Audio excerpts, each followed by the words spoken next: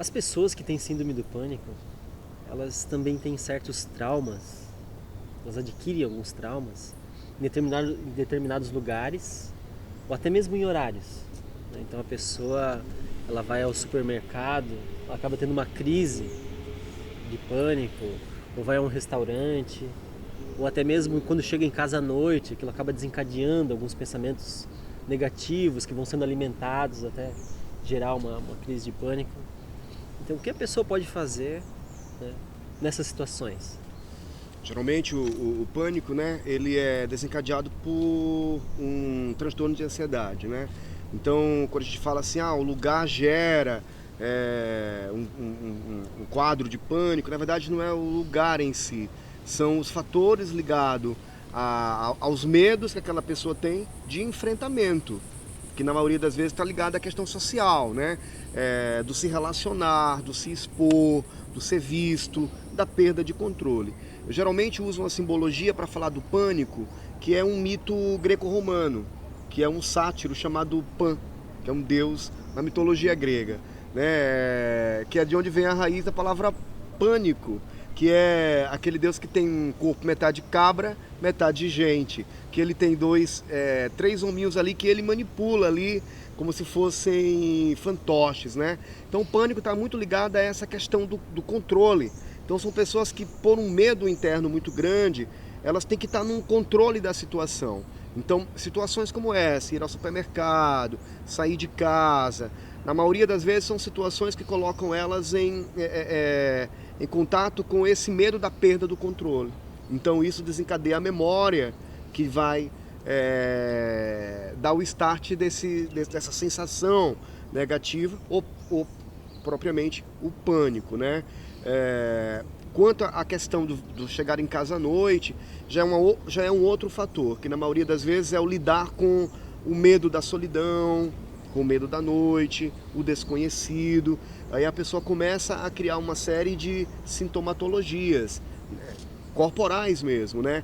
Sensação às vezes de frio, tremor, dor, toda uma situação que ela vai somatizando ali até aquilo evoluir para uma coisa um pouco mais forte, como forma que ela tem inconsciente de sair daquelas situações que ela teme. Que na verdade o que eu recomendo é o enfrentamento. Ela está encontrando uma forma confortável, né, não traumática, de ir aos poucos desmistificando essas dificuldades. Espero que tenha respondido aí a tua pergunta. Sim. Na questão do enfrentamento, você pode nos explicar uma experiência prática que nós podemos fazer no dia a dia para evitar? Bom, tem muitas formas, né, desse pânico, desse transtorno de ansiedade se manifestar. Um deles está ligado a essa questão do enfrentamento social.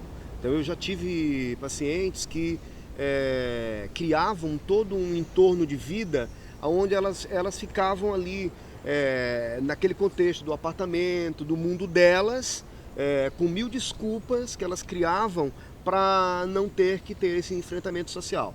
Então sempre que elas tinham que sair, o que acontecia? Elas sentiam uma dor de barriga, ânsia de vômito, como forma que o corpo tinha de desencadear essa paralisação. Ou seja, o corpo estava dizendo para ela: ei, você não pode sair, você tem uma boa justificativa, você está com dor de barriga, então você tem que voltar para o banheiro. Ou então você não pode ir porque lá você vai fazer feio. Então o que é que eu recomendo? O autoconhecimento do corpo, da situação que está ocorrendo ali com ela, né? Então ela parar para sentir, perceber de onde é que vem isso? Qual foi o primeiro pensamento que desencadeou essa sensação? Esse frio na barriga, essa paralisação, esse gelo nas pernas, essa desculpa de ir lá dentro buscar alguma coisa, o ter esquecido, que são uma série de desculpas que você vai dando, ou que o teu corpo vai dando, para que você, na verdade, não vá até onde você tem que ir, ou fazer o enfrentamento ou o desafio que você tem, né?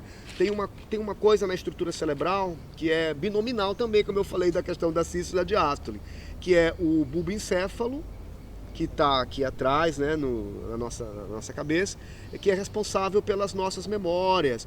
Ele é a nossa estrutura cerebral mais antiga. e o lóbulo frontal, que está aqui na frente. Então, o cérebro reptiliano, que é o bulboencéfalo, ele é responsável pela nossa memória mais antiga e por todo o nosso córtex motor, ou seja, a nossa memória corporal. Enquanto o nosso lóbulo frontal, ele é mais racional, é mais voltado para as coisas positivas. Então, às vezes, até você diz assim para você, eu vou lá, mas vem o teu bulboencéfalo e gera toda uma situação de paralisação, de medo, que você acaba não fazendo. Então, o que eu recomendo nesse primeiro momento, né? Você fazer uma escuta do teu próprio corpo, daquelas situações, e começar a trabalhar com o fortalecimento desses pensamentos positivos, que vão desmistificando aos poucos essa dificuldade de enfrentamento, que na maioria das vezes está ligado a um sentimento de inferioridade, às vezes muito profunda da pessoa, né? Que está ali escondido tal, e às vezes ela nem sabe o que está por trás daquilo. Até pegando ainda o símbolo do deus Pan, um dos fatores, né, que é o sátiro, né? Um dos fatores dele estar ali alegrando as pessoas, brincando, na verdade é um fator de inferioridade que ele tem. Como ele é metade homem, metade cabra, o que acontece, né? Ele tem que estar o tempo todo agradando, porque ele não se sente uma pessoa aceita ou aceitável dentro dos padrões normais. Então, esse é um outro fator ali dentro dessa questão social, o medo do ser aceito.